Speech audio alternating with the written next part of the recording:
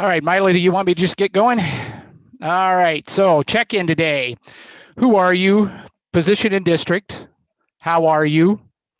Time constraints, issues, elephants, expectations, and the short question just for Dave, are you a bed maker, yes or no?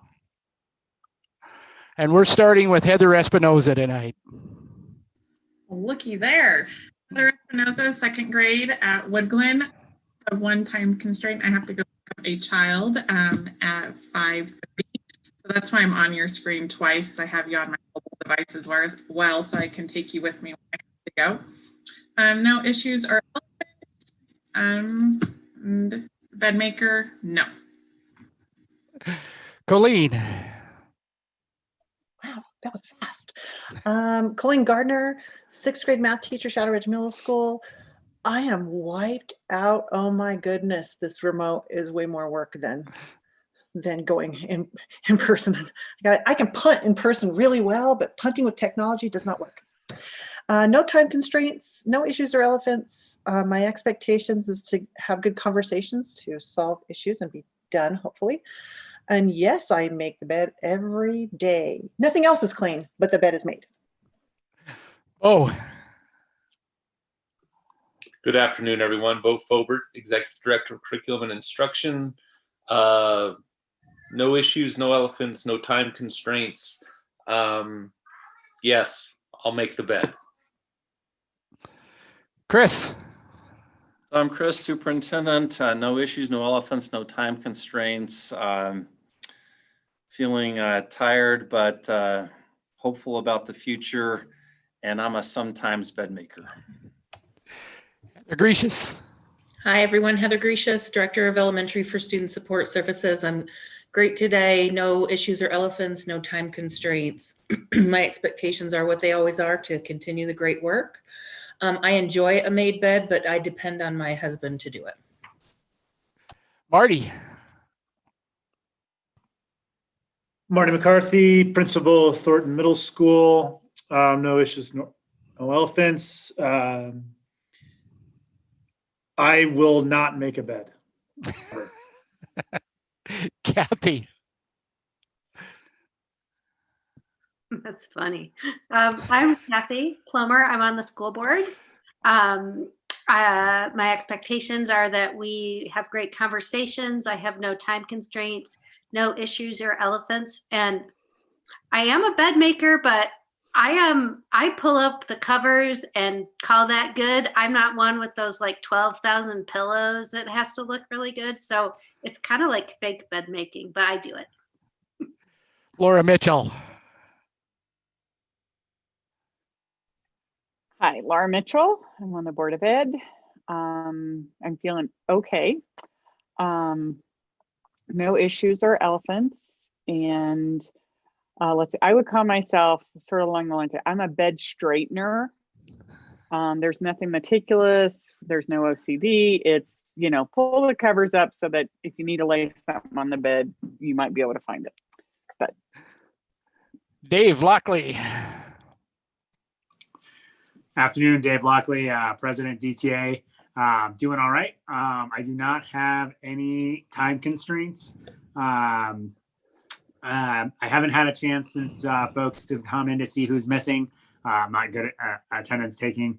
I am not a bed maker at all. Not in the least. Laura Leppy.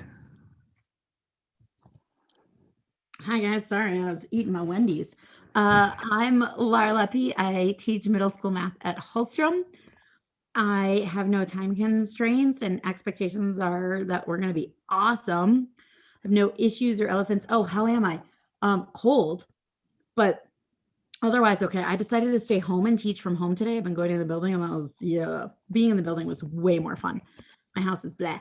And I am with Kathy and Laura. I kind of like pull up the covers, and that's on a good day.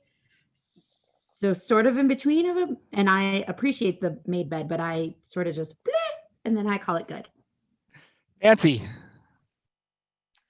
Hi, I'm Nancy Leonard. I'm a retired principal with District 12. I'm feeling good. No time constraints, no issues or elephants. I expect we'll continue our good work. I thought you said a bet maker, and I was going to say no, but a bed maker. I am a fake one like Kathy. I wave at the nice pillows on the chair. Dorman. I am Dorman Land. I am feeling a bit tired. I have, positive expectations about this group, like I always do. I have no time constraints, no issues, no elephants. And no, I am not a bed maker. And I use all that extra time to improve my practice at Adams 12 5-star schools. I love it. Kristen. Hi, everybody. I'm Kristen Powers, principal at Riverdale. I'm doing great.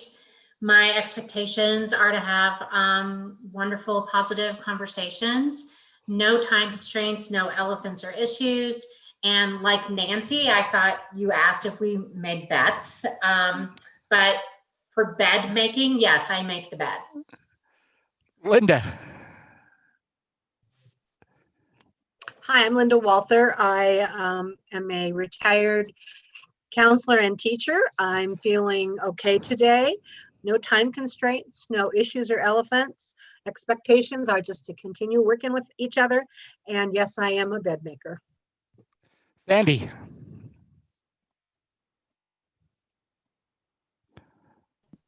Ooh, I'm here, really. Sandy Sorensen. I'm a science teacher in North Glen High School. My expectations is to hopefully hear some new information, as well as have great conversation, problem solving, as we always do. I don't have any issues or elephants, and I'm definitely on the bed straightener team for sure. Matt. Good afternoon, everybody. My name is Matt Schmidt. I'm the principal at Pathways. No issues or elephants, no time constraints. I find that making bets is a lot more fun than making the bed, and I like doing that. But I also make the bed every day. Mila. Hi, I'm Mila Shepard, Chief of Human Resources. I'm doing fine. Our agenda is like our month, a bit overwhelming and ambitious, but I have every expectation we'll get right through it. I have 2 words about bed making: down comforter. Whoop, and you're done. Allison. Hi, I'm Allison Alter. I am a social studies teacher at Horizon High School.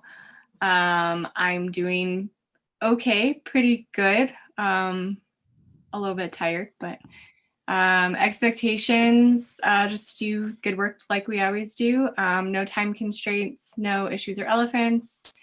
And I am, but only in an effort to keep the dog hair on top of the comforter instead of in the sheets. Teresa. Hello, Teresa Barajas, assistant principal at North Glen Middle School. I'm doing well today. Expectations, just that we get some good work done as usual. No time constraints, no issues or elephants. I used to be obsessed with making my bed, and I decided that I needed to let that go. So my husband, I think he hopes that I will make the bed, and then I hope that he will make the bed, and it never happens. So we make the bed together before we go to bed at night. Deborah. Hi, I'm Deborah Blake, special education teacher at Arapahoe Ridge Elementary School. I'm like Colleen. I am exhausted. I am getting really good at moving piles around, virtual piles, real piles. They seem to get a lot higher, and I'm struggling to get dug out from underneath. Other than that, I'm great. Expectations are to figure some stuff out and do some collaborative work. No time constraints, no issues or elephants. I am a bed maker. It used to only be on the weekends. That was my celebration to get it all made. And now I'm finding I'm making them, like making it like 99% of the time. So I am a bed maker. Shelley. I'm Shelley DeRock. I teach 3rd grade at Meridian Elementary. I thought that last week was the longest week of my 30-year teaching career, but I'm discovering that this week feels like a challenging for that great accomplishment of being the longest week ever, considering this is only our second work day this week and it feels like a long time. So yeah, I feel like I'm burning the candle at both ends. I have good expectations that we'll continue to hammer out the things we need to for this unique circumstance. I don't have any kind of time constraints. I have no issues or elephants, and I'm, I think, a superstitious bed maker, because I feel like if I don't, I'm gonna have a bad day, and I don't want to test it. I don't want any other reasons to have a bad day, so I make it every day. Very good. And I'm Dave. I'm your facilitator for tonight, and I am alone tonight. I'll talk about that in a second. I'm like the rest of you. I'm kind of tired right now, but doing well. I have no time constraints. I'm yours till you're done. No issues or elephants. Expectations is that you just continue to do what you do. I'm not a bed maker, but my wife is, so that's really nice, and I like a made bed, so that's always nice. Mila, if I could have you send me the documents, I'd really appreciate it, because I can't get into your drive. And I am alone tonight. Jim's wife is not good. So please remember Jim and his wife in your thoughts and prayers as we're working through tonight. And I'll probably have to have Dave and Mila help me out if there's typing to do or anything like that. I don't have your agenda right now, so we will start with whatever you have. One thing I have to tell you, I almost slipped and said bed wetter instead of bed maker, so it was a good thing I did. So, all right. Yeah, please. Hey, Well, I'm been working on sending it to Dave right now. beautiful. Just Thanks, Dave.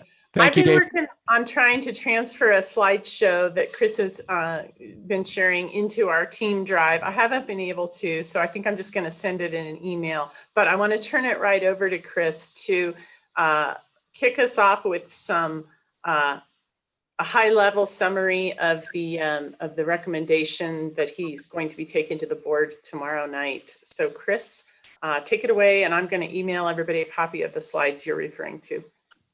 Yeah, thanks, Mila. I hope to be brief, but also be meaty. Probably won't share the screen unless Mila is able to get this up. I just went through sharing this full slide deck with DAT, and it took about an hour. And I think that's more time than we have to devote to this task with this group tonight. So I'll try to highlight key pieces. By Sorry, way of Chris, back. do you want me to try to get it up as soon as Mila gets it, and or tell me about specific slides you want to put up? I could do either one of those things. You just gotta let me know. I think if you share it with, I guess my preference would be, and I won't be offended, if you share it and people want to look at it while I'm talking, that might be best. Because I don't have in front of me that slide deck, so I'm just going to talk off of memory the things that are most important to me and that I think will be most important to you as a team. But if you're able to get that in a shared drive and look at it as we go, feel free. This recommendation will be shared publicly in the next hour and a half at the most, if it hasn't already. The sequencing around this has been that I shared it with the Board of Education at about 3:30 p.m. And said, all right, here it is. Here's some stuff that goes beyond the slide deck to be mindful about. And then I jumped in with DAT to let them know the recommendation. And so you're the third ones up in terms of who I've shared it with in the last hour and a half. And it's not from a timing standpoint. Often I socialize and work with some other people with some ideas about what I think the recommendation is going to be and massage it with more time for input from third parties than I've been able to this time. The reason for a more expedited approach this time isn't because of laziness or a lack of interest in having input from a variety of stakeholders beyond what we have from survey data. It really has boiled down to the decision not coming into full focus until we had the survey data back from staff and parents. It's one of the really meaty considerations. What do parents and staff feel like we should do? how do they feel like things have been going, who might want different options if we're able to provide them, both on the staff side, who's willing to work in a more intensive in-person setting, and on the parent side, which would you rather? So we needed that data. We've also wanted to wait and make sure that there's not anything changing in our public health data over this holiday weekend. We didn't expect that anything would change quite as quickly as yesterday or even today based upon the Labor Day holiday. But being mindful about the data and any changes that are moving to a negative direction is something that we wanted to keep our eyes on. So really what you're hearing me describe and what you see in that slide deck is the product of work that's developed within the last, what day is today? Wednesday? Largely in the last 36 hours. So it's been a lot of people working very fast to coalesce things in terms of this recommendation. The core of the recommendation is that we return for those who choose and have interest, both on the parent side and the staff side. And I feel like we're going to be able to make the interest levels on both sides of the equation work out as desired, but offer an in-person 5-day-a-week schooling option at the elementary level starting the week of September 28th, with some orientation and transition work happening before that, and really going live with core instruction beginning October 1st at elementary.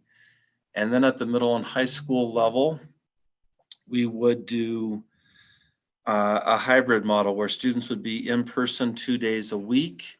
They would do synchronous instruction all together across a group of students assigned to a teacher on Wednesdays, and then they'd have 2 days a week, either Monday, Tuesday, or Thursday, Friday, where they'd be working in an asynchronous mode without their teacher interacting with them throughout the course of the day. At preschool, we would continue with the hybrid model that we've approached, that we've started the year with, and have some longer time under our belts to see how well that's working. I think especially for our young children, making changes in learning models can be tricky. And so that in rough description is how it would go. And then the K-8 piece would be a hybrid of the two models I've just described. So if you're a K-5 teacher at in a K-8, what this recommendation would contemplate is that you're working with your students Monday through Friday in person. If you're a 6 through 8 teacher, you'd be working with your students 2 days in person, 1 day synchronous. They'd have 2 days asynchronous. And the reasoning behind that is driven by quantity of kids in a physical space and trying to maintain physical distancing, as well as avoiding a perception that students in K-8s might have a more robust in-person learning opportunity than students in traditional middle schools. That's the high level, what is the recommendation? Most of what I spent time with as I went through the slide deck with administrators over the past hour was talking about the why. And the why includes public health data, new frameworks that public health authorities have released about making choices between remote and hybrid and in-person, as well as some survey data from staff and parents. So let me talk a little bit about what's changed in the public health context. If you have questions that you'd like to ask, feel free to put those into the chat. Dave Lockley, Mila, Dave Mussetter, feel free to interrupt me. Otherwise, I probably won't pay attention to that and just try to focus on some of these points that I want to share with you. So on the public health data standpoint, I'd say a couple of things. One is that it's not quite as easy a decision about in-person learning as some staff and some parents have suggested to me in their communication over the last 2 weeks. One of the slides I shared with administrators that you'll see in the deck is that things have certainly improved significantly in Adams County in particular around the rates of virus transmission and the rates of positive cases over the last 6 weeks or so since the July recommendation was made. The rate of cases per 100,000 populations declined by more than a third over that time. And so there's been improvements, and yet the story of Adams County is different than most areas in the metro area. When you look at Denver and Jeffco, Boulder Valley, Arapahoe County, Douglas County, and Broomfield, out of all the counties I've just described, Adams County has the highest continuing numbers of positive cases amongst all of those counties. And it's rated in the red under the Metro Denver Partnership for Health and the Tri-County Department of Public Health system. We're still in the red with what they label as a very high rate of positive cases in Adams County. When you cross the line into Broomfield, you see a much different story. Broomfield has, throughout the pandemic, and especially in the period that I focused most intensely on the data from mid-July to the present, their data has been generally at a level that's rated as modest and now is rated as low in terms of virus transmission. There's a fairly significant correlation in their data to what you might see in a Douglas County or a Jeffco. And one of the slides in the deck talks about that. So it's more complicated than some have suggested, which is Cherry Creek's back in person hybrid and Douglas County's back in person hybrid and Westminster Public Schools 27J, Mapleton's in person. And so just have us come back in person. If you're making a data-driven decision, I think objectively speaking, it's not that easy. And yet there's been enough improvement and more firm guidance that's come out from public health that makes me feel like this is a responsible recommendation to make. So in terms of those public health frameworks, we have two. One has been with us for probably a month or so now. It was issued by the Metro Denver Partnership for Health. That group includes public health leaders from Tri-County Public Health, Broomfield, Jeffco, Denver, and some other jurisdictions. And it gives you a 3 criteria primary set of things to look at in terms of making schooling decisions. One is the rate of virus transmission per 100,000 population. Our current number is about 117. Back in late July, it was 175, and it peaked in late July, early August at about 205. So we've come down from 205 cases per 100,000 in Adams County down to 117. That's a significant improvement. The second criteria they use is how many people who are getting tested for COVID get a positive test result. You're in the best place and get a green score if the rate of positivity is less than 5%. You're in a yellow level of some caution if the level of positive test results is between 5 and 7%. And you're in a place of red or concern if your rate of positive tests exceeds 7%. We were in the red back in the late July time period, according to the way they measured things up until that time, which is looking at all the tests that had been administered clear back till March. That was your denominator. And then you would figure out how many people from March through late July tested positive. That was your numerator. And that fraction gave you a result in the ballpark of 12.2% for Adams County. So we had a high rate of positive tests that was of deep concern then. If you look only at 2-week blocks, which has been the methodology public health has adopted since, we were in the upper 6% range. So in a yellowish and almost red range back in late July. Where we now stand is still in a yellow spot where that rate of positivity is fluctuating from the upper 5s, like 5.8, to the low 6s, like a 6.1. And so 2 criteria that I've laid out so far: red in case rates, yellow in terms of rate of positivity. The third one is, how are you trending? Are things increasing? They don't even contemplate that you're staying flat or decreasing, which has really been our story for most of the last few weeks. But to get red in terms of the rate of increase, you need to have growth of positive cases in excess of 50%. the good news is when you look at all those graphs in that data set, you'll see that we've trended steadily down since that peak in early August, and there's been a lot of stability to even further decline over the last 2 to 3 weeks. So we have one under that framework, one red, one yellow, one green. And we have no scoring that's been attached by the Metro Denver Partnership for Health, and no recommendation that if you have a red, a yellow, and a green, what decisions you should make. That's largely in deference to the local control responsibilities and authority of boards of education. So there's a lot of differences of opinion amongst boards and superintendents about should public health be able to tell us what to do, or should we be able to make our own decisions? And so Metro Denver framework doesn't have any numbers or scores attached. The second public health framework that's come out last week and became final last Friday is from the Colorado Department of Public Health and Environment. The slide deck will give you links to go look at that firsthand. And that framework has 5 categories. It's a little dial and you have an arrow that can point different places over time, both at the state level, at a county level, at a school district level. The dial's meant to give guidance to the state officials, county officials, school district leaders about what you should do with reopening school, reopening places of worship, bars, restaurants, gyms, depending on what level of state order we have.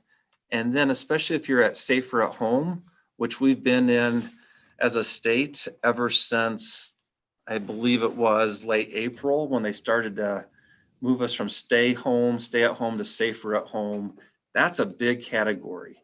And so they've tried to say, let's look at some key metrics and tell you whether you're at the low risk end of safer at home, the middle of medium risk or caution, or a level of high risk. And the way they measured that is largely based upon 2 of the factors I've talked about before. The first being, what is your case rate per 100,000? And the second being, what is the rate of positive test results that are coming back? Right now, under the CDPHE framework, we're in the middle, dead in the middle, a little bit leaning toward the better side, toward protect your neighbors and lower levels of risk, but not dramatically so. And the way they frame that is you're in the middle level under cases if your case rate per 100,000 is between 75 and 175. And so we're currently at about 116 to 117. Then the second thing they look at is we want to make sure that you don't have test positivity that's at a very high level, because that too can put you in a high risk category. And so if you're at greater than 10% positivity, that moves you into the high risk category. If you're in high risk, so 175 cases or more, or 10% or greater positivity, that qualifies for high risk. And they suggest, they don't mandate, but they suggest that you do remote learning if you're in that category.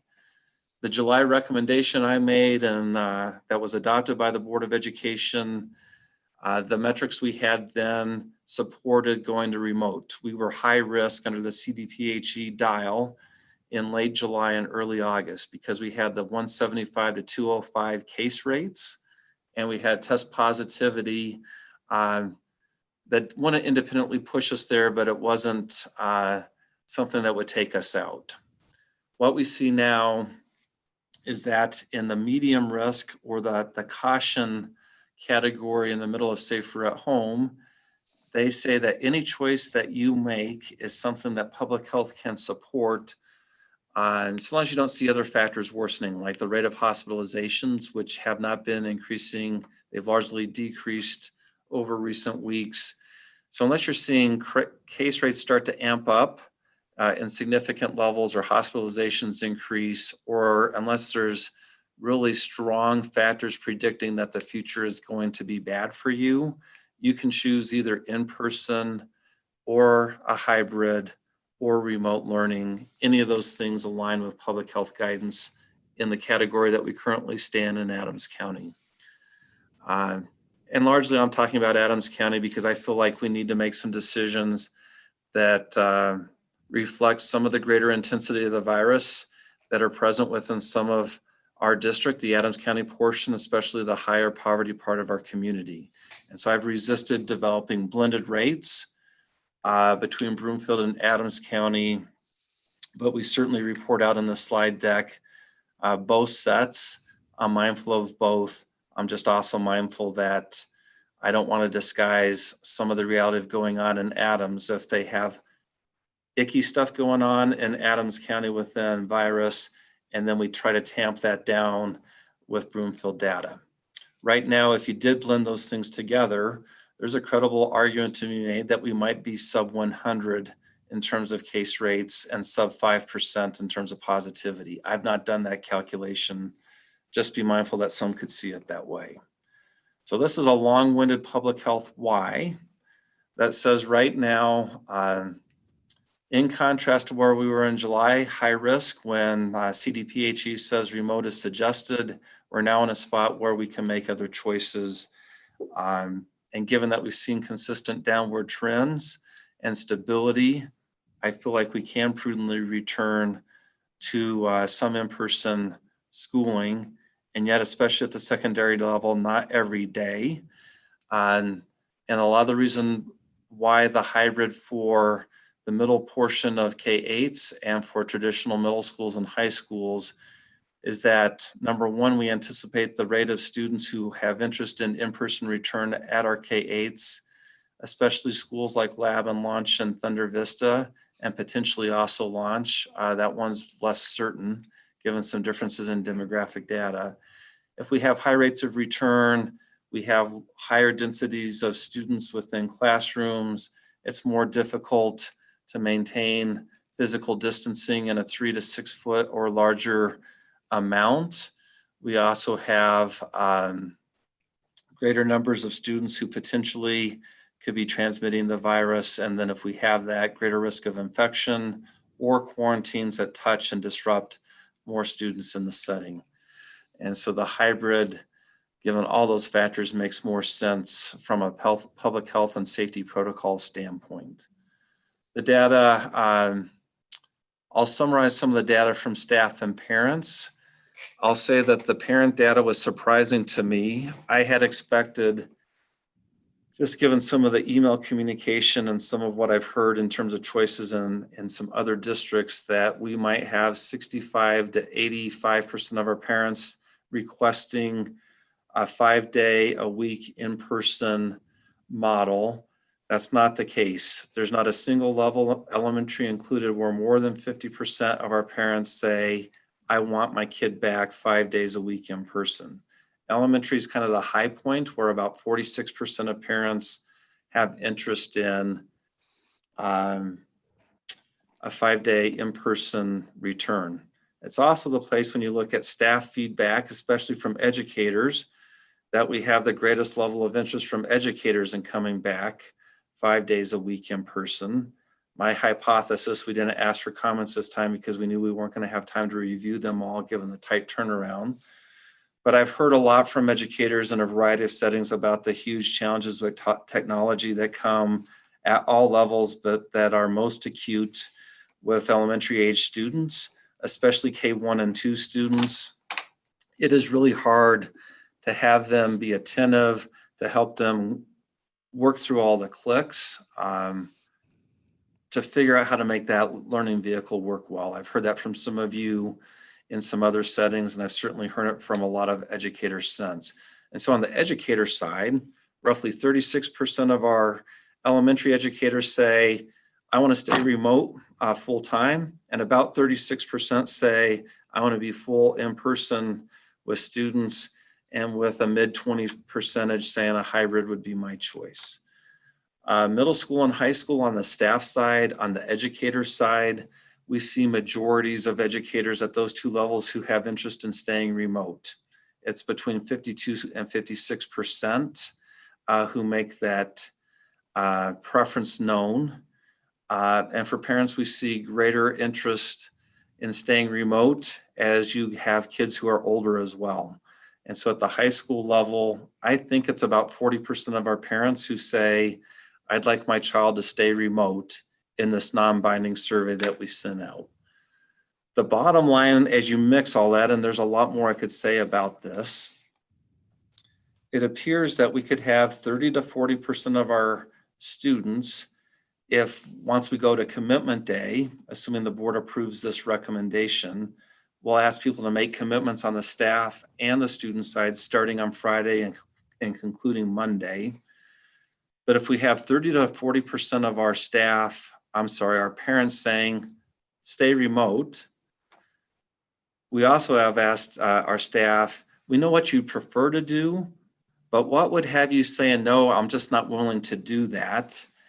And the numbers range from roughly 16% of our staff across levels saying, I just don't want to come back, won't come back for in-person learning, down to about 10% if we do a hybrid.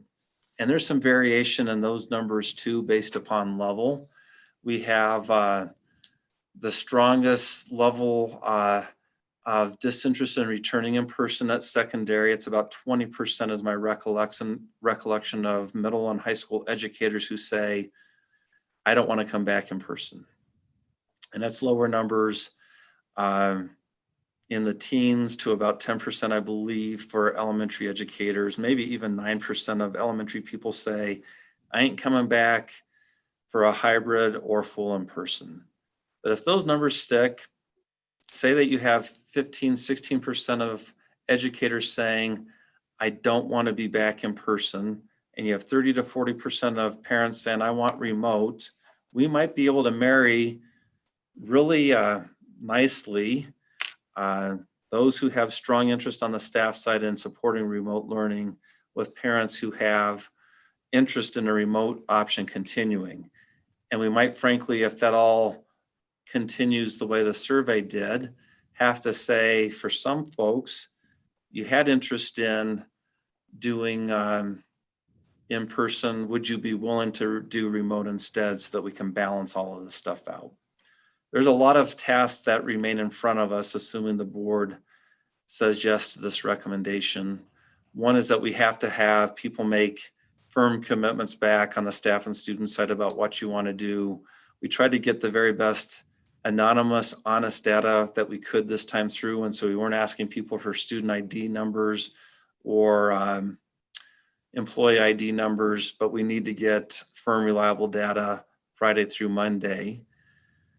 There's a lot of logistics we've got to work through too. And we'll need help from educator representatives and principal representatives, HR and learning services to tease through a lot of issues.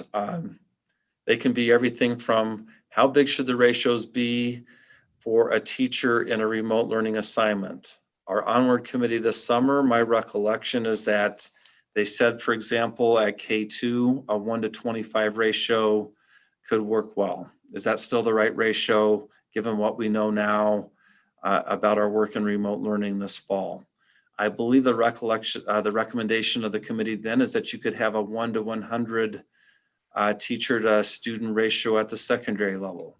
Does that need to be revisited given what we've seen and learned thus far in remote learning this fall? So that's an issue that requires more work. How should we lay out criteria and guidelines if we have more educators who want remote assignments than we have spaces available? We need to develop criteria around that.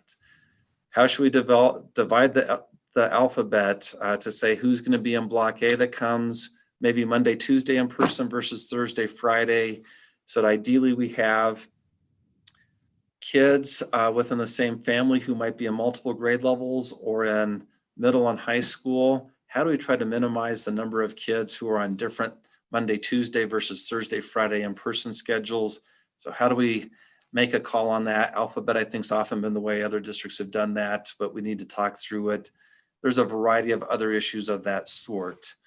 And in a perfect world, we would have done that kind of problem solving with a committee of folks before the recommendation was out. I'd love to have all those answers nailed down now. Again, when you're working through all the data, making a recommendation in 36 hours, you can't work through all those pieces. One of the big issues, maybe the biggest of them all, is how do we go about the task of learning and supporting students at the middle and high school level when you have asynchronous days, when you're not in person. So if you're at home Thursday and Friday, how do we do that in a way that supports student learning in an effective way and minimizes the burden on teachers so that they're not teaching in person 4 days a week and also supporting 4 days a week of remote learning, hybrid learning in a way that's taxing?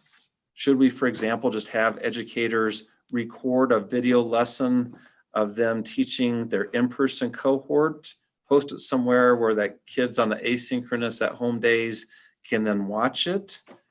Or should we have directions, instructions given from educators for students about how they might access Florida virtual content on their asynchronous days?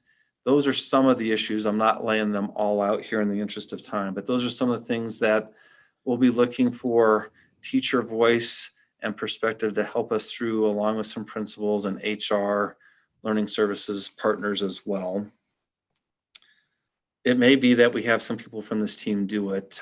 We may not do that. I think we'll look to Dave and Mila to make some recommendations. One of the things I'm mindful about is that members of this group have given tremendous amounts of time, not just this fall, not just this summer, but throughout the spring, and we don't want to burn people out. I heard many of you talking about fatigue, and I get why you're in that spot. A number of you were meeting late last night. You're meeting here again tonight. You'll probably tune in Thursday night to the board meeting. And so we want to spread around some of this leadership and problem solving work in the system. I'm sure there's probably many aspects of the slide deck and the recommendation, the why and the how that I haven't talked about, and I'm happy to answer your questions. But with that, I'm going to pause and see if there are questions that you'd like me to address. I'm happy to do that as briefly as I can, because I do know that there's a lot of other work that's forthcoming. There is a lot of other work. Thanks, boss. I want to add that there is, we are absolutely cognizant of the fact that subs are an issue, and that class coverage and both with regard to just having a sub, as well as with regard to monitoring the safety of cohorts and not having too much interaction with a variety of people is that's on the list. So stuff that has to be worked through. So questions for Chris. Where is my? Laura. Super. I have a couple questions. I'm really sorry. I don't want to take too much time. So if you want to like write them down and answer them later, that's fine too. But I have sort of 3 big questions. One, will middle school students have access to a learning pod type situation on days when they're not physically in the building, or no, because all the rooms are being used?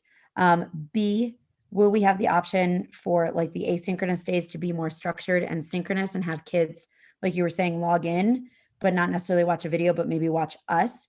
And then students who choose to be only remote, does that mean that they're fully switching to like an online teacher, or can we keep them as our students and and have something similar to those asynchronous days where we like videotape ourselves and keep them looped in with our kids?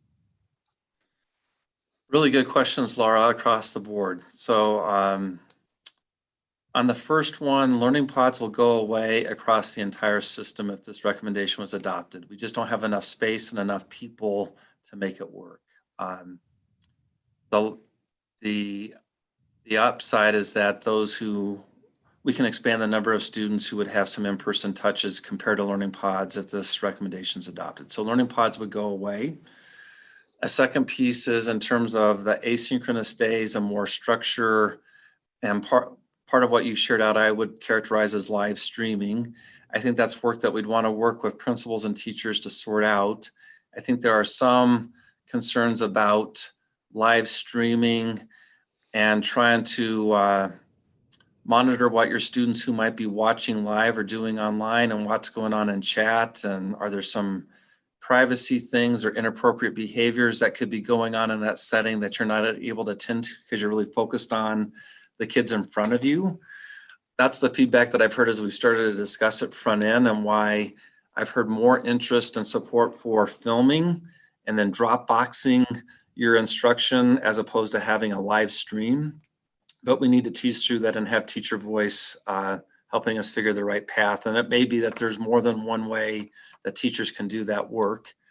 And then the third piece is, I do anticipate that we won't be able to support students staying with their teacher that they currently have in all cases. I do believe that for many of our students, so that educators aren't in the space of trying to support remote only students in person, and then some other group of kids who potentially want to be or need to be at home on their off days from in person. That just feels like too much ground to have our educators cover. And it's one of the downsides, frankly, about this recommendation is that we know that just to make all of the logistics work, we'll have to do some shuffling of kids and staff, and that will disrupt some relationships that are in place and forming right now. So that's how I see the response to those three things. I wish there were things that didn't have any downside parts to them, but nothing with COVID seems to have those kinds of answers. I have Linda and then Sandy. Linda? I have two questions. When you talk about the commitment for teachers and for students to go back to full-time in class or whatever, what time frame are you looking at? Are we looking at, I'm making this commitment for the whole year or the semester? And the second question is, we anticipate, I assume, that there's going to be some increase in the number of COVID cases after the Labor Day weekend. And is that something that you'll take into consideration in the next 3 or 4 weeks? So on the first question, Linda, we would, in terms of the commitment, we've really not talked about that. That's a good piece to clarify. At minimum, we're looking for commitments through the semester, ideally through the year. I think that can be a little bit different given that there are some courses at the middle level and high school level where kids transition at semester. I think as a practical matter, if people can at least make a commitment about what they want to do this semester, that'll be helpful. And we'd like to minimize how much shuffling we're doing a semester because absolutely, middle and high school, you have some classes that are year-long, and we feel like continuity in terms of relationships has tremendous value. So ideally, we're looking for people to say, this is what I'm willing to live with or feel like it's going to serve me well for the whole year. On the second part of your question, we'll absolutely be looking at the data. Part of the end of that slide deck, it may be the very last slide, is what are the criteria for moving back to remote learning and or learning pods? Part of my hope is to have authority from the Board of Education that we may need to move quickly. If things really started to change for the worse and we see trend data that's just getting worse day by day, I'd like to be able to make the decision after conferring with them and with other folks, key stakeholders, to say we're going to transition maybe in 48 hours time or 24 hours time. If I felt like the data stuff is moving in that direction, to be able to say, we're going to make a quick change. If things are getting bad, I'd hate to be saying we're going to wait for a month before we make a change back. And go through a lot of additional process and board meetings to do that. And the key metrics, the 175 level would be one, the exceeding 10% positivity would be another. If public health authorities recommended or the governor recommended or ordered that we go to remote learning, would quickly implement that kind of recommendation. There's always the possibility they'll change the rules on us, so we'd have to be mindful about that. I also feel like having some authority that if we see widespread infection in our schools and lots of quarantine situations, even if we're not at a place of 175, that we'd be able to say, there's just so much disruption and so much risk that we're going to look at going back to remote instead. And then the final thing is, under that CDPHE framework, you can have up to 350 cases per 100,000 per 2 weeks before you get to stay at home. We've never had anything remotely close to that as a state so far. Really, the high levels that we've seen are really what we saw in late July, August at that 175 to 204 level. And so I'd also want to be able to say that things like learning pods and specialized support structures for high schoolers who need internet, or students with special needs, or ELLs, which we've been doing in this remote stage. I'd want to be able to pull the plug well before a 350 positive rate for those staff members and students, because I think well before you get to 350, the risk start to far outweigh the benefits of having even those small groups of kids come in person. So Mila, I have two people on the list to speak. Do you want me to go ahead and go to them, and then we'll cut it off, and people could possibly ask Chris questions via email or something like that? What's your pleasure? Yeah, I think so. And yeah, our agenda is quickly slipping away from us. So yeah, that's kind of what I was thinking too. So I have Sandy and Colleen, and then we're going to get to our agenda. If we get time at the end, we might be able to ask Chris a few more questions. So Sandy. I have two questions. First of all, I remember there was a big limiting factor in making the decision to go remote originally of the number of teachers who said they'd be willing to come back in person. So I'm wondering if that's still a limiting factor. And number two, if we go to hybrid, are we still going to be using Florida Virtual? Yep. So in terms of the number of teachers, could be a limiting, but not if commitments from staff and parents mirror what the survey said. If we have 30 to 40% of kids saying I want online, and only 20% of teachers saying that they won't do in person, then I think we're going to have enough teachers to support in-person learning for the students who have interest in that. But we'll see if that changes in the commitment process. And then in terms of hybrid, yeah, we do expect that Florida Virtual will remain an important part of that work, but that's one of the things that a small group, including people like Bo and Priscilla, principals, teachers, need to muddle through and work through, is how do we use that resource in a hybrid setting? Colleen. First, thank you for your thoughtful conversation with us today, and all this went in. I really appreciate your hard work on that. Where are we with one-to-one devices with kids, and will kids be able to continue that checkout of that device? So in case we need to go back to remote quickly, like you were talking about, they already have their device, they're already at home with it. We can just send them a message, hey, we're synchronous at home today, or whatever, so that and then they have that consistent device when they bring it to school. It's always theirs. We don't have to wash it off and clean it off, because they're the ones that are only touching it. Yeah, I love this group, because you do raise questions that we haven't nailed through in that kind of specificity. This is one.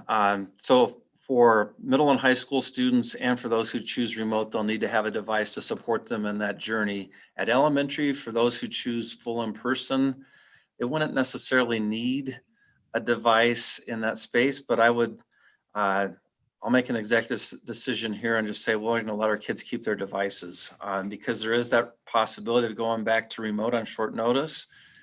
There's also this dreamy place that I don't know that anyone's quite prepared for yet, but if you have a snow day, as we move forward, there's some productive things that your kids can do with a device at home on those days. And so we'd let them keep them. We have enough to do that.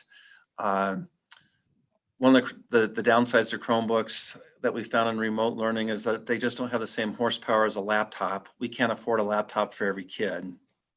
So there are some limitations that come, but I'd want our kids to keep their devices to support learning at home as much as they possibly can and have interest in doing.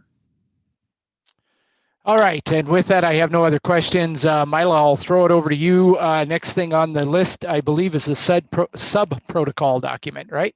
Yeah. Thanks, Dave. If you guys can navigate in your shared drive to the document, you saw it. I sent you an email. Was it just last week? Seems like a year ago. Yeah. Hey, Mila.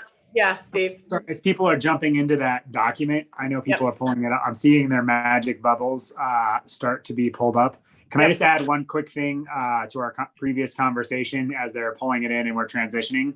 You bet. I just wanted to thank Chris for taking the time and sharing with this group. I think this has been a good place for collaboration and bringing up issues and concerns. And that's one of the strengths of this process and our work together. And I just want to clarify what our role in all of this work is to help make sure that teacher and educator voices in decision making, and then after decisions been made, in the implementation phase of the conversation. And just to be clear about everyone who might be listening at home or everything else, like that is the position that the association takes in this decision. This decision's up to the superintendent, his staff, and the board to make to make the final decision based on all the metrics and all the feedback.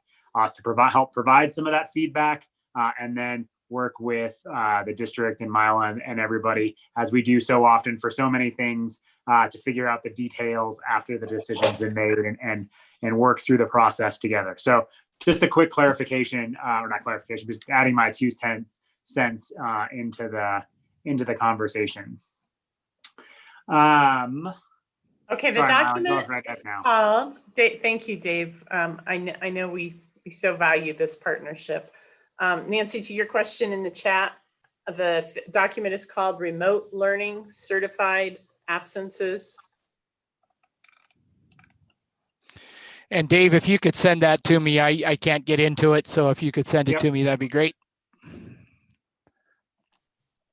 Sorry, Dave. That's always no. hard. Nancy I and know. Linda, are you getting it?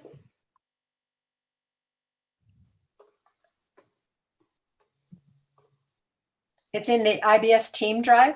Yep. Not in mine. I didn't find it in there. I had to go to your email and find it because I didn't see it in that drive. Okay, let me put the link here in the chat. You could just navigate to it. Okay. Okay, anyway, you guys saw this, as Colleen said, last week when I suddenly had this aha that we needed to be ready for a 3-day weekend, and subs calling in, and just make sure that people had kind of a level set. And so we had been giving some input to the document and thinking about this concept of what our protocol would be. We agreed, I believe, that this was really something that the Learning Services HR team would work on and refine a little bit. And so in the interest of getting something out before the holiday weekend, we went ahead and shared this draft with the system. So I wonder, in the days since, this agenda item is just meant to be sort of brief, to just gather any input and let me take it away and go work on it with Bo. So hopefully just 10 or 15 minutes on just gathering any sort of ahas that you had, any feedback that you got as you listened to people implementing this, or you yourself have lived another week in this system. Any input to this document or our protocol?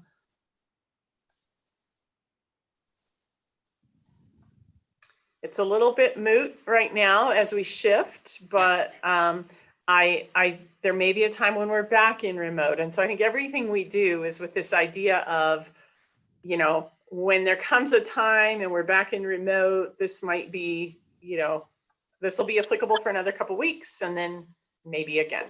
Well, and then again, all of our remote teachers, when they're working with their remote students. And so it's definitely not moot. It's definitely something, it has a smaller, maybe than we originally had been thinking, impact, but it's still going to be an important process. That's a common thing I've been saying recently, is like, we're setting things up for the now so that we don't have to worry about it as we shift through all the different transitions of things through life this next couple of months this school year.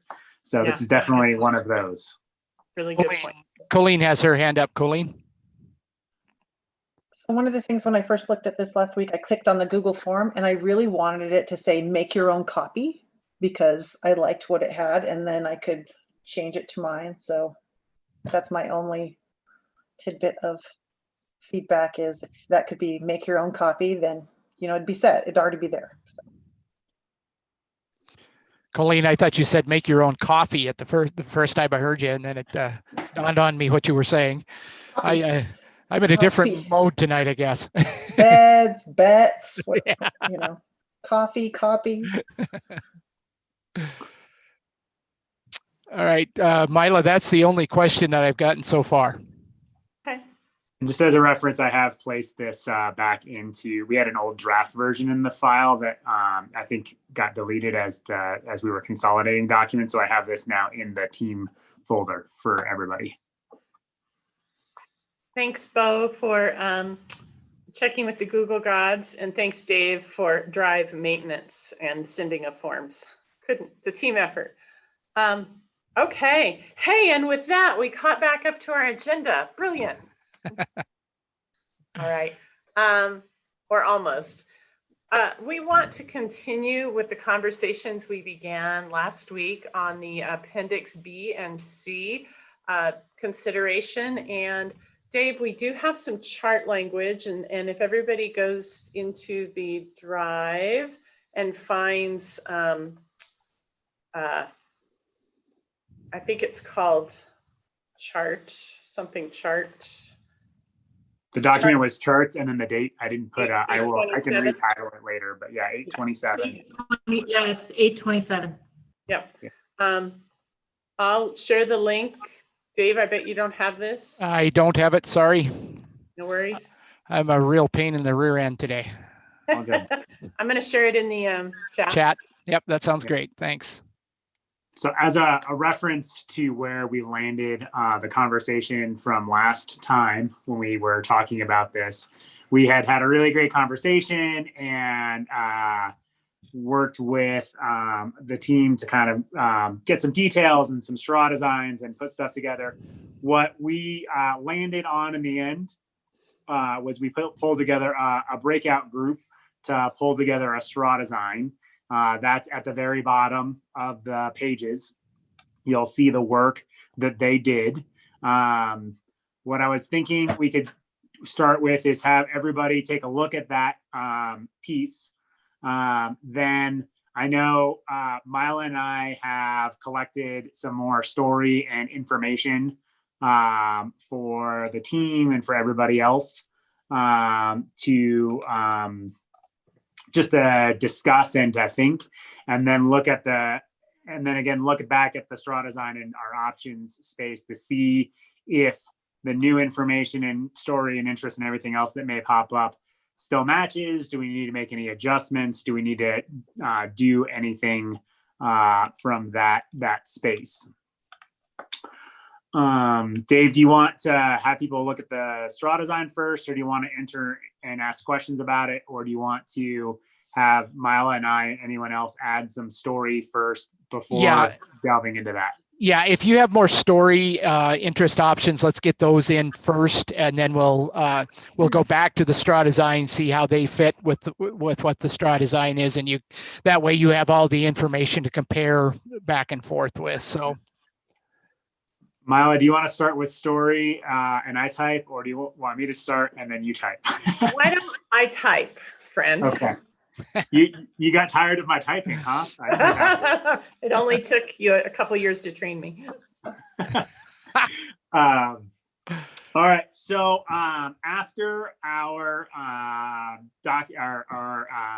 communication went out to the system to give people some conversation, we had a lot of educators reach out to us and just share their concerns, primarily from the arts areas like our music performer groups and theater groups at the high school level, about just the amount of dollars that some of them are impacted by. Some of them it's a high dollar amount.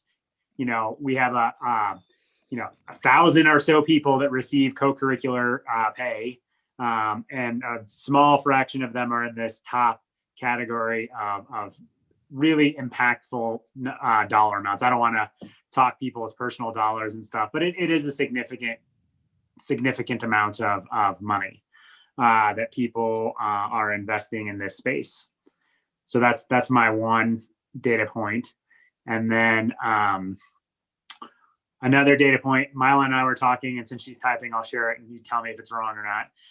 Mila reached out and we had conversations with Lee Peters, executive director of high schools, and Kaylee, who does our athletics and activities. That's right, Kaylee, right?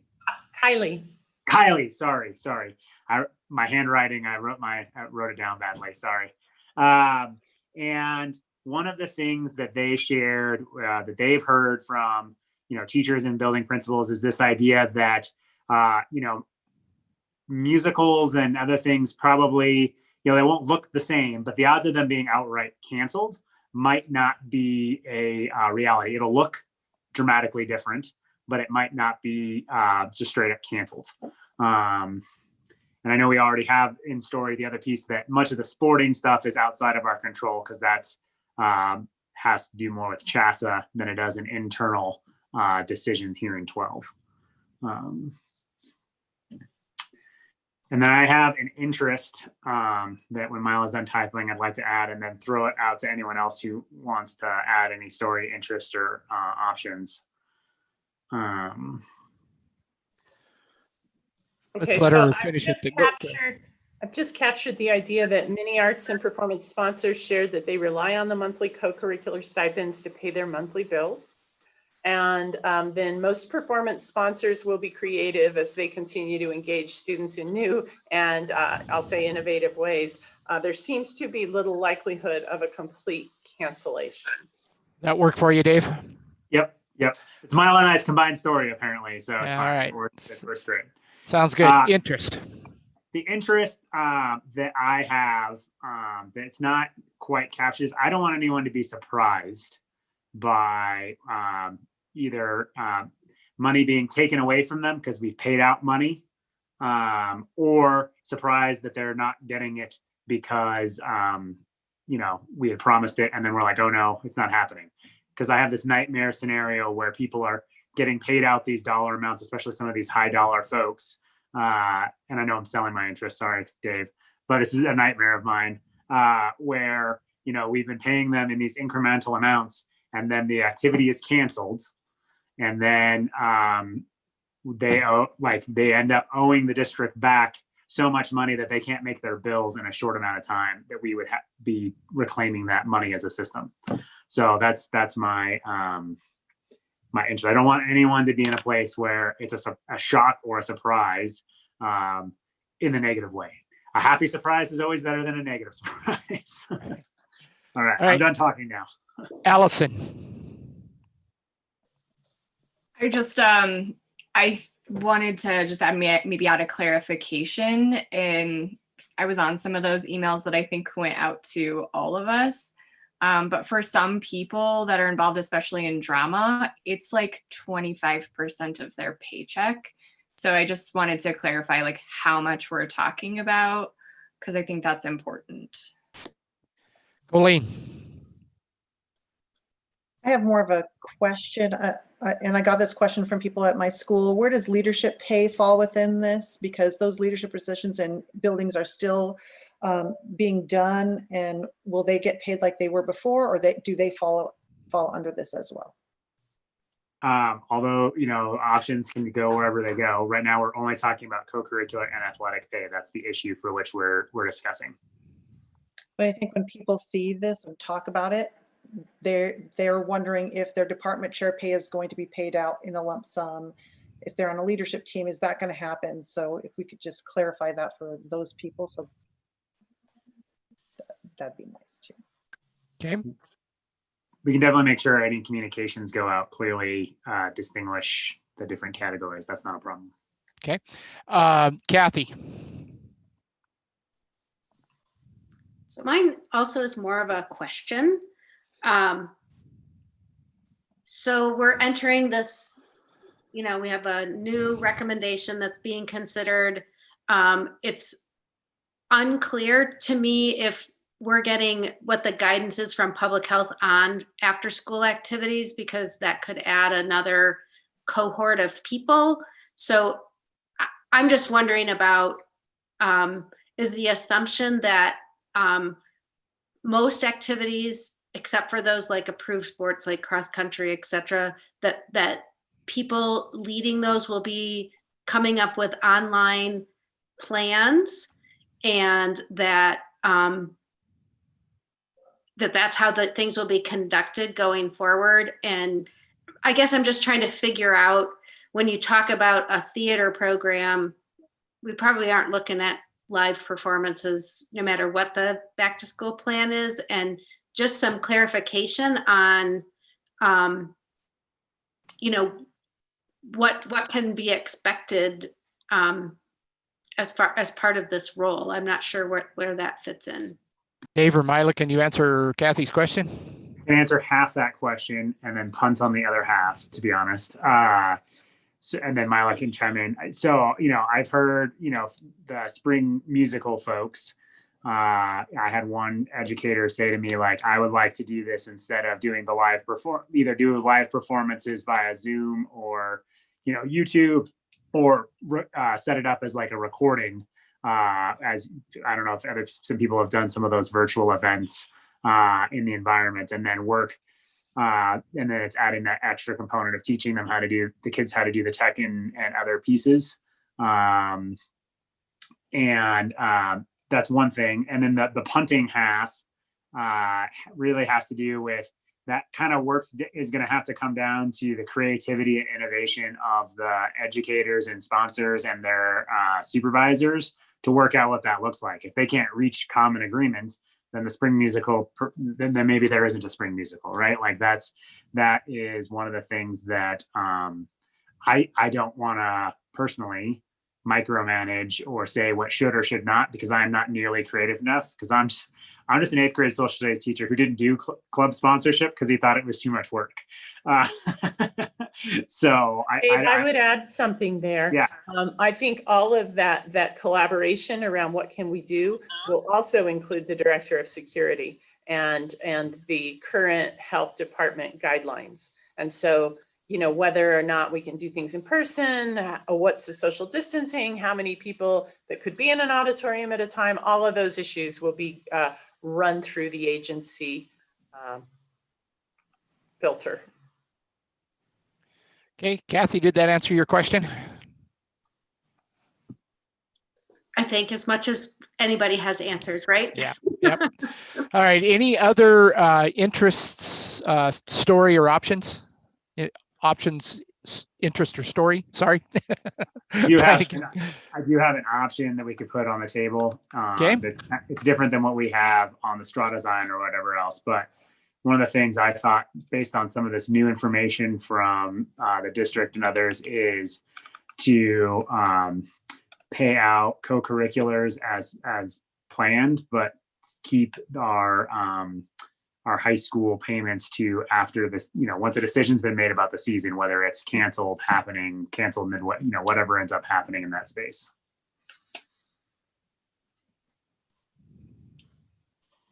Did you mean to say high school athletics? Dave? That's what yes, my apologies. And Marty, I have your question. I want Mila to make sure she gets it in there, so.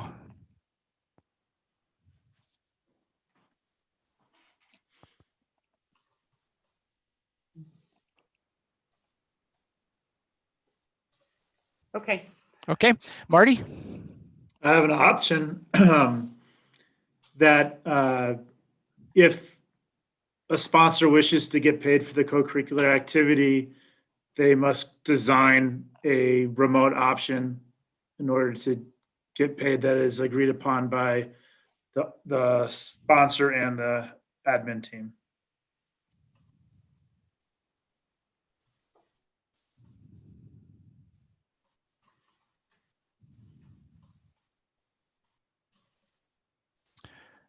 Laura Leppi. I have a question, I think, and then an option. No matter what sport, what co-curricular, what activity, we still start the pay in November with the November check. Is that correct? I think it's the October check. Dave, do you recall? So we traditionally, it was the October, it has been the end of October paycheck. So that is what it's currently That's being. the current state. Mm-hmm. Okay, so my option, I guess my option was to pay the, what did we say, the 1/3 that they would keep even if it's canceled. So pay the 1/3 either. I was going to suggest December 15th, but November 15th if it's normally an October one. So it's only, so then they would only go 2 weeks and then they would get part of it, like 1/3 as a big lump sum, either November 15th or December 15th, whatever people want. And then the rest of it paid out in like spring months. If it, like at the end of them doing their something, that would be more figured out later. I didn't really get that far in my thought process. I just thought about the first part. Okay. Colleen? Laura stole half of mine. I was thinking about the 1/3 payment, but they get that payment monthly. That 1/3 is paid out over the whole year, and then we can figure out the rest. But if they're going to get that 1/3, no matter what happens, that we start paying them that 1/3. Okay. Other options?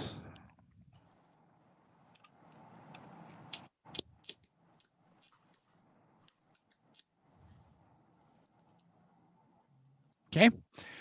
Other options?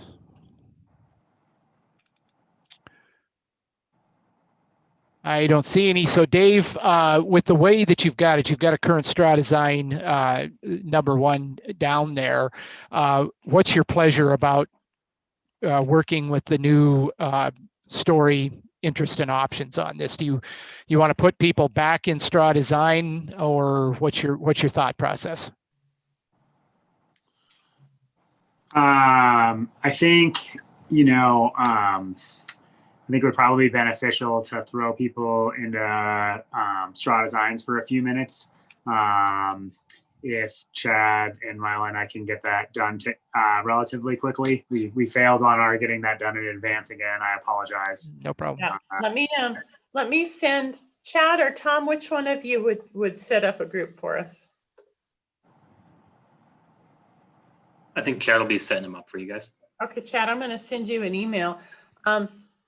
Dave, while they get that set up, is it too confusing to look at the LOA language that we just wanted to be sure to? I can do that real quick. Yep. So I'm just going to randomize us into 2 groups or 3?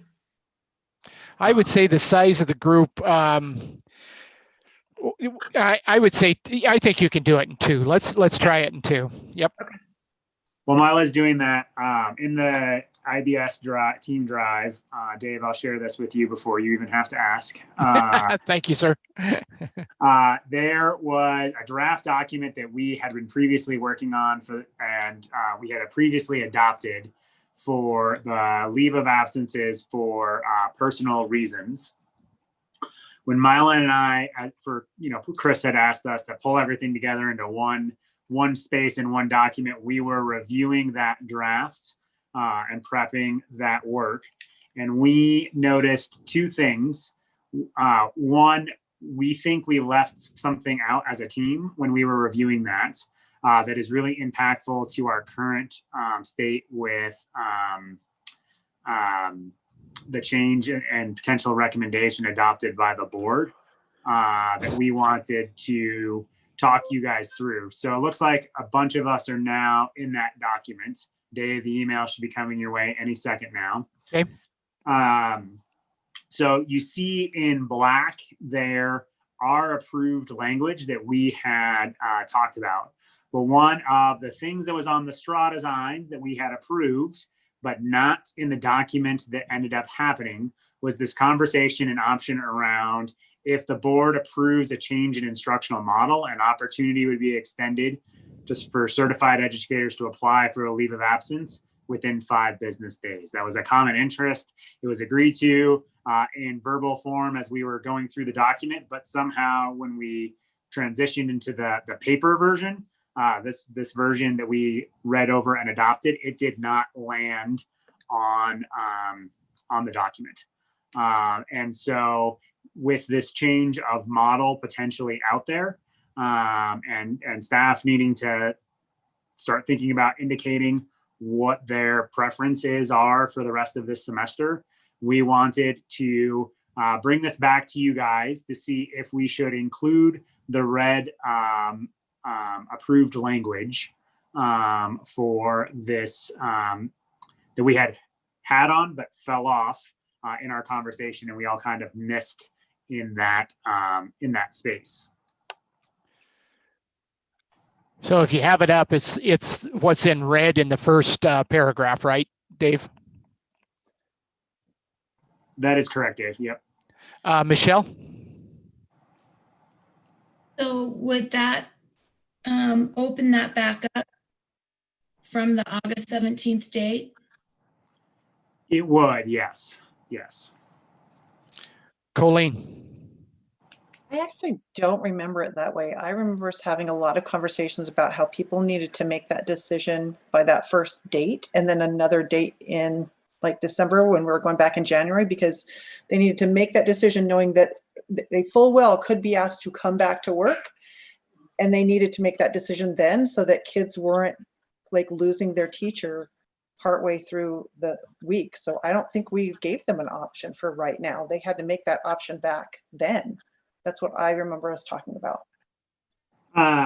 It was definitely a lively debate and discussion as I reviewed back over our tapes. And so because we never formally decided or not decided, and there was anyways, it was very complex. We wanted to bring this back into our space to see if that is something like, if the team doesn't want to include that language, then we don't include the language. This isn't an editing error or whatever. It was an intent error and something that got missed along the way in the process that now is impactful. And we thought it would be beneficial to have that conversation and see what folks thought. I just thought we had that conversation at the time and it was a decision. Maybe I'm remembering it different. I think Michelle remembered it the same, or Shelley remembered it the same way I did, but I don't know. I thought we already discussed it and made that decision. Allison? I also remember it the way that Colleen and Shelley did, but given what Chris just said about the potential that some kids might have to get shuffled around with hybrid models, I don't know if that would happen in elementary, but it makes me less apprehensive about that, given the fact that that might be something anyway. So Dave, what do you want, a thumbs up on this or a temperature check on this to see if we want that language, or what do you want to do with it? I mean, I think that is kind of where I'm at. And if we're sideways or down or sideways, then, then we just don't include that in the space. This wasn't an intent to change or whatnot. It was as we were checking through, we noticed a piece that was in and out of the process and wanted to make sure that it was, the document truly reflected our collective best thinking. Okay. All right. Dave, can I yeah, jump in? Go ahead. Yeah. I was busy setting up groups, but I do want to echo that I too remember the conversation, Colleen, that you guys are referencing, and the idea that people need to make a choice. And we were really setting a deadline because this was a payroll issue in part. It was a commitment. It was make your commitment and do the right thing for kids and your colleagues. But it was also, we needed people to decide fast because we didn't want them to get a paycheck and then have to repay it. And so we had this very aggressive initial timeline. I think in my mind and my hope was that whenever we made a pivot to a different instructional model, that we could allow people the opportunity to either, if we haven't successfully replaced them with a temporary hire, to allow them to rescind and return. Love to have people back sooner than later. Or if we, and that would be a case-by-case basis and very limited conversation. And that's not captured in the language, but I'm just sharing some thinking that we also allow people, if it's untenable, if the instructional model and the place we land at is just untenable for somebody, that the whole creation of this personal leave was to allow people a bit of a safety escape if they needed it. And so I think that the intention as expressed there in the red meets, I think, something I hoped that we could have in our system, but absolutely want this group to think through what, from all your lenses, we get such a better result when we all think about it. Anything else on this? Because I'm going to ask for the vote if there's nothing else. All right, so what you're voting on is the red language in the first period, or first paragraph, sorry. In the first paragraph, let me see where your thumbs are on it.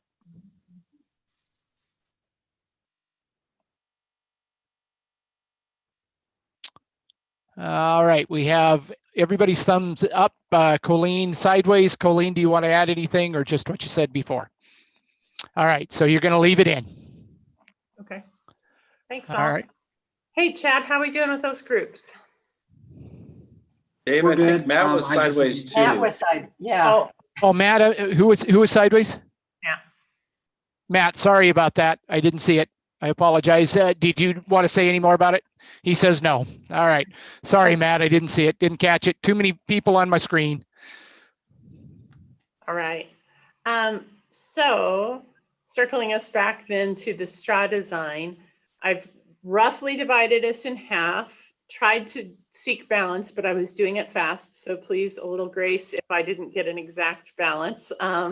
And I think our intention would be to go into our groups for the next, shall we try for 10 minutes, 15, maybe 15 minutes? 15.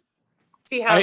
I would suggest 15 if you can. Okay. Yep. And let's And take notes on the screen and we can monitor each other's progress and we'll come back in 15 minutes. So Chad, will you hit the timer and we'll see you at 6:21, everybody? Chad, don't put me in a room if you did.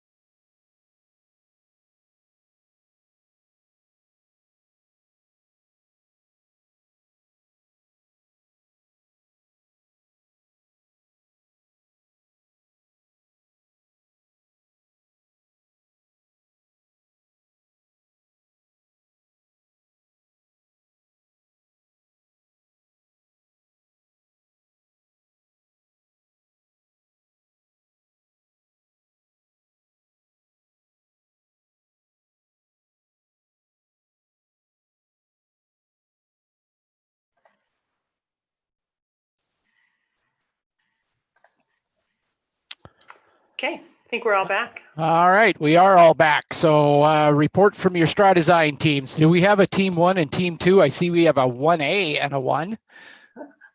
We have a 1A and a 4. And a 4. Got it. Somebody can't count. Yeah. So team 1A, can you give us a report on what you did? Yeah, you bet. Does anybody on the group want to speak? All right, I'll do it. I think Bo Oh, should. Bo should speak. All right, go Bo. Yeah, I mean, I think the crux of it was, since last we met, heard from a number of teachers, especially in the arts lane, our choir teachers, our band teachers, our orchestra teachers around, these are pieces within the contract where their work is and their compensation is pretty set and they plan over it year over year. And although we started talking about, give us some ideas on how you'll make this work and do this, my feeling is right now that we should let Appendix C go into effect as it always does without any changes. I think asking people to come up with qualifiers, to give a rationale how I'll make this work is an unnecessary additional ask of them in these times. And I just feel like if they're being pretty clear, and they have been with us, that this is money they count on and they need it, although our intention was to protect them from having to repay, what I've heard loud and clear from teachers, and I know as a parent in these districts, these teachers are all in making these things happen. And I think back to last spring at some of the very creative ways I saw our kids express themselves musically, artistically. That wasn't a barrier, and I have no reason to believe it is right now. And so I think it's to me, it just doesn't feel right to add extra stress or extra expectation on these teachers who are already, I think, trying to figure out how to fill a need that our kids desperately need right now. And it's these connections to each other through passion areas. So where we came out of that work was we should let Appendix C remain status quo, which would still mean that, these seasonal clubs that we come up with, the chess club, the computer club, we would still want teachers as they file their request to talk about how they'll make it work in a hybrid situation or a different situation, but we wouldn't expect these people that are always doing choir concerts, always doing band or orchestra concerts to somehow come up with an elaborate rationale for what they're doing this year. We'll know they'll make it work. So team, I don't know if that was a good compilation of our thoughts. And then I think on the athletics side, we did feel like the ongoing recommendation there around basing on CHAS's decision-making still seemed the appropriate way to go. I think that was the summary of our conversation. Anything else from team 1A? Okay. Straw Design Group 4. Thanks, Dave. Bo, we had a very similar thought, I think, in the co-curricular space with the appendices and the bands and choirs and orchestra. Our one slight difference or caveat is that, educators would just say, raise their hand and say yes, right? Like, yes, I'm confirming by the payroll cutoff that I'm going to work with my administrator to do something fun and creative because we know they're going to be fun and creative in this space. And the stipend repayment, that would be the case if anybody said, I can't do this or bailed out on a plan. Does that make sense? That's kind of it's very similar. It's just more of a communications component than it was a change in the environment. Otherwise, we agree in the same spot. We didn't change the words from to Appendix B, but as I'm reading the things, I think we could easily have substituted the word CHASA for COVID in our language there, and it looks to me to be the exact same component. So I would say our plan is almost identical with just the slight caveat of just communication and push out to administrators and staff to say, hey, we want you to raise your hand and also know that you need to work with us this year to figure out how to make it work. Yeah, I see a lot of similarities in both groups. So what's the desire of the group? Is the desire of the group to have something done tonight for this, or can a group, can you put a small group together that can clean up the language and put it in the same terms as for both of them and shoot it by people and see what they think. What do you think, Mila, Dave? What do you want to do? I would very much like for tonight to be our final onward IBS meeting. And so I would propose that we blend, that Dave and I blend these two straw designs, send it all out to you for some electronic editing, and then finalize it. And I do have a clarification question, Dave, on the second bullet. Athletic activities will be paid in 2 equal installments, January, June, and then the next bullet says paid at the end of each season. Those seem contradictory to me. I was working on editing the document. Ours was at Okay. the end of the season. Sorry. So you didn't mean to have the second bullet in there, the January and June? No. Okay. Then we really are almost identical. Okay, Laura? I'm not sure if I'm out of process, but my question is, when you say activities are canceled prior to the start due to COVID, does that mean that the season is canceled, their games are canceled, or they're not allowed to do anything? Mila, So Dave? Shasta has a very defined when practice starts and when competition starts calendar as like formal practices versus the workouts that the basketball coach and strength and conditioning coaches are doing all throughout the year. Shasta has a very defined window of season, competition, windows for allowing kids to talk to a coach, all of these kind of rules. And so I think using the Shasta language, we would be saying before the official commencement of that season at that practice window is what I am interpreting based on their language, which is, I think, our intent for our work as well. We just hadn't had as much time to wrap that up at the end of as the clock was getting rid of. Lori, you still look a little confused. Do you have a follow-up question? I don't know the answer, but I thought, like, in the spring, everything got shut down and kids weren't allowed to do anything, and the coaches weren't allowed to work with them.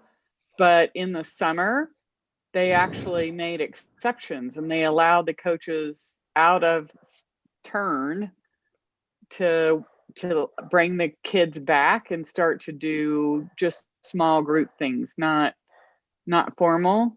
And so I'm not sure how that fits in, and things are very different now than they were then.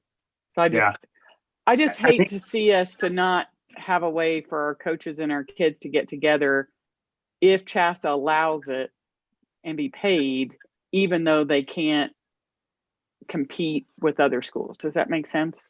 Absolutely. I think, and someone else can correct me since it sounds like I'm answering the question, but like if we're in the CHASA practice window, right, as defined by CHASA, then that season has commenced, right? Like that, the competition may not, the game day may not have happened, but the season has commenced. This would be, my mind is escaping for a fall or a spring sport that may or may not happen, like wrestling, right? Wrestling is a winter sport. Practices haven't started for it. CHASA hasn't made a ruling about delaying it. I mean, they've kind of that like, we're going to delay everything space right now.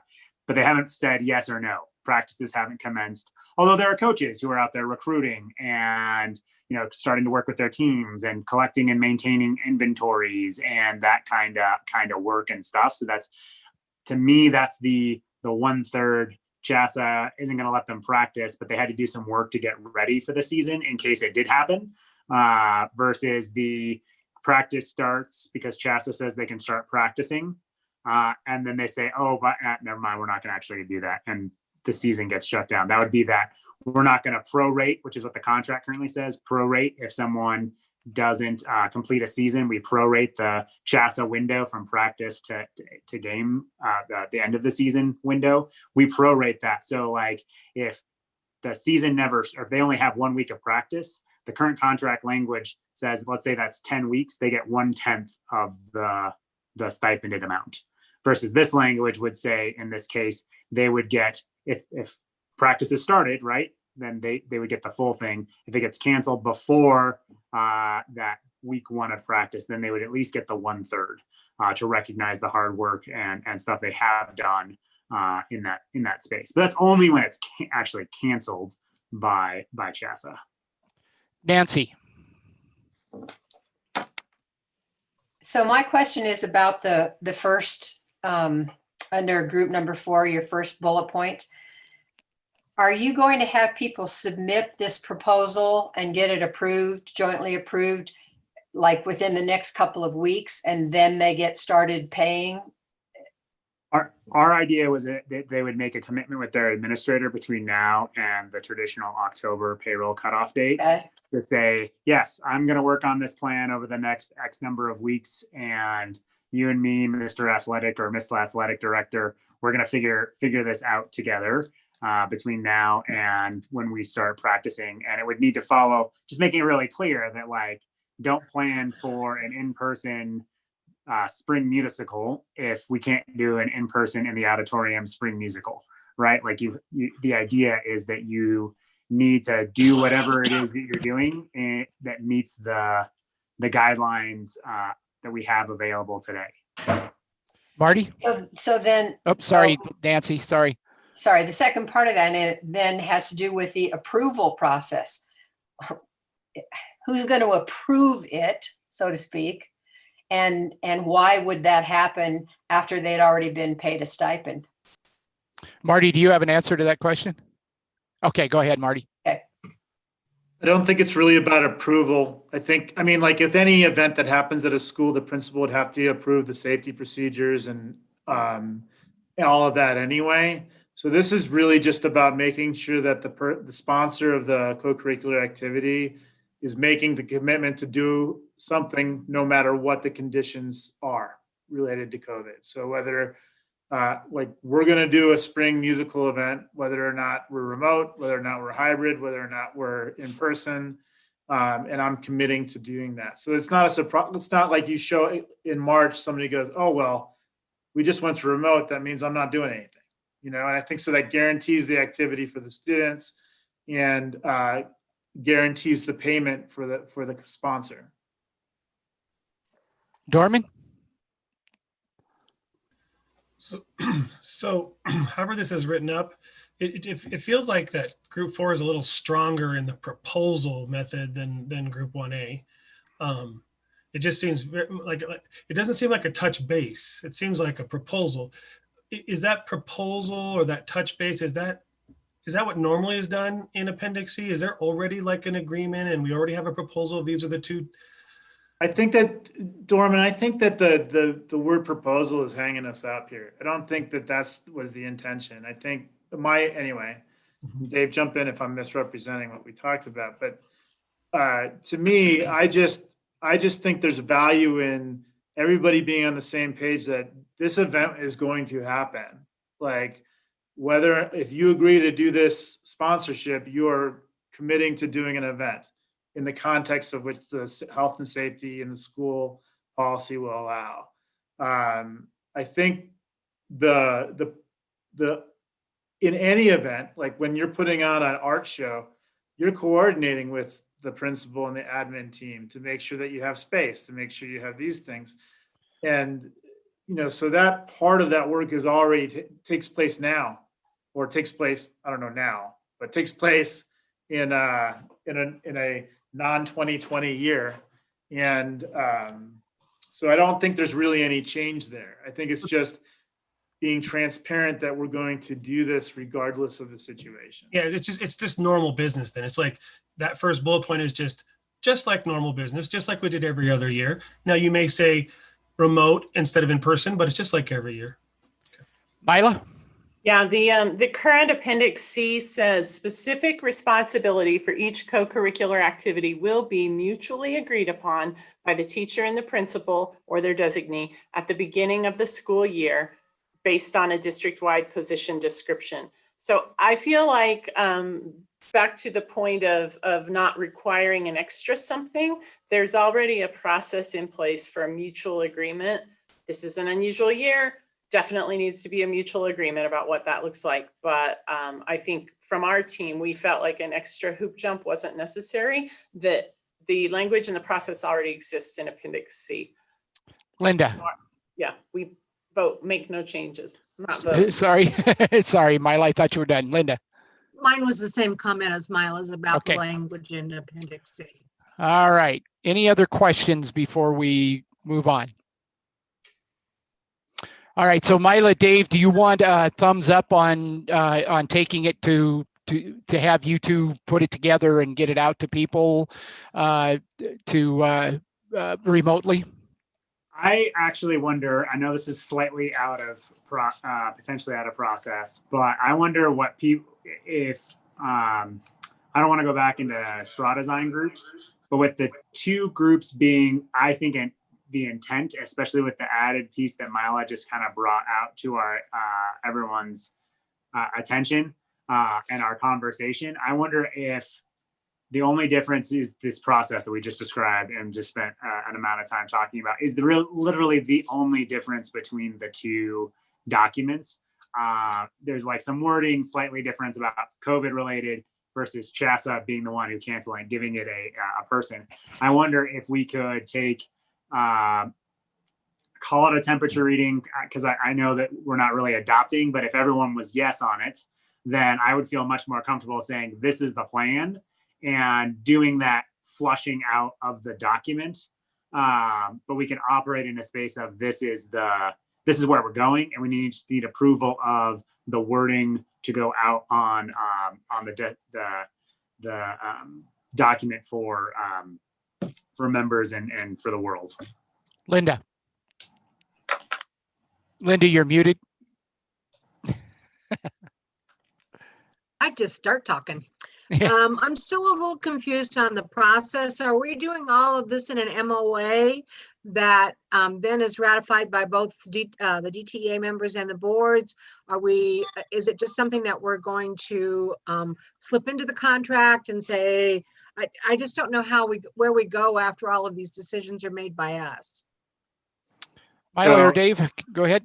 Appendix B would be a slight change. So that would need to be a vote of the membership. It will be the smallest vote of the membership we've probably ever put before them for a quick MOA for this year only.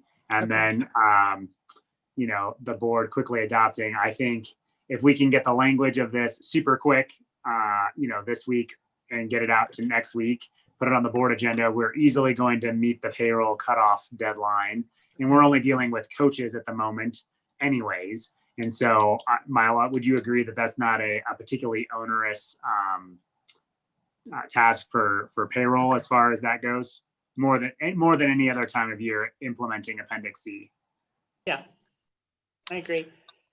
And I think generally speaking, our intention was to summarize the topics we've talked about, the leave of absence, the sub-protocol, any changes to Appendix B or C in a kind of a single summary document to conclude our last several sessions. Great. Okay. All right. So Dave asked for a temperature check for Mila and Dave to go forward using the first bullet in Straw Design Group 4 as the real thing that's different from between the two. So let me see your thumbs on where you're at with that for them to move forward.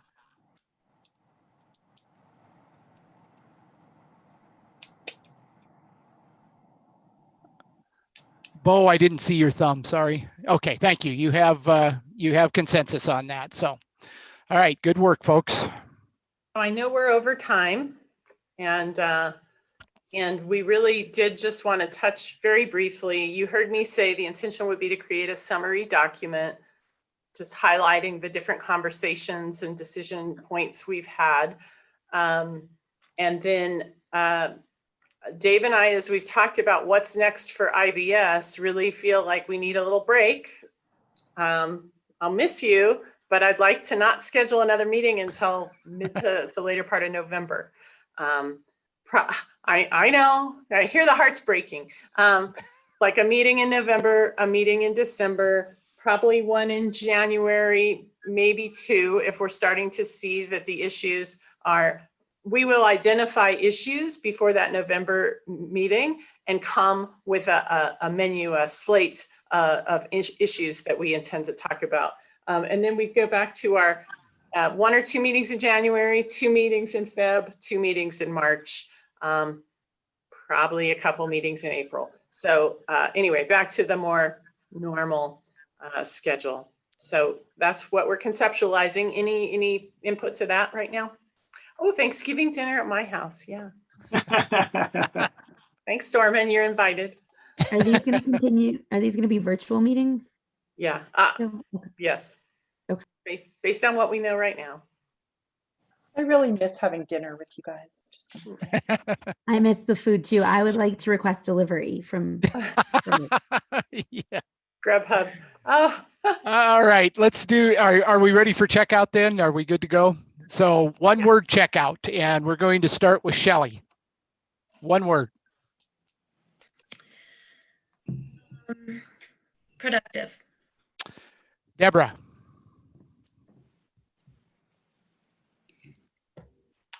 I'll go with the same one, productive. Sorry. No problem. Teresa.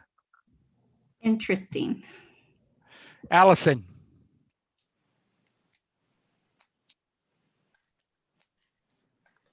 Productive. Mila. Rushed. Matt. Bye. Sandy. Productive and concerned. Linda.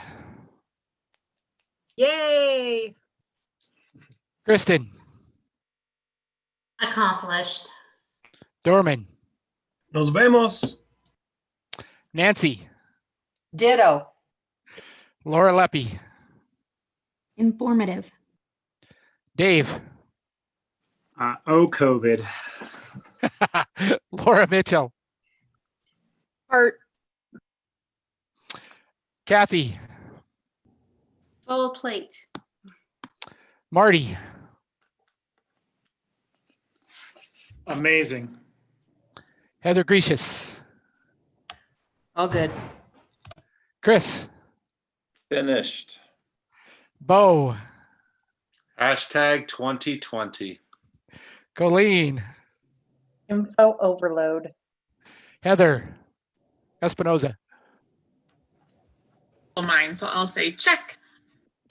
Good work, folks, and thanks for your patience not having Jim here. Hopefully he'll be back. Please remember him. They're struggling a bit. So, all right, everybody, we'll see you in November.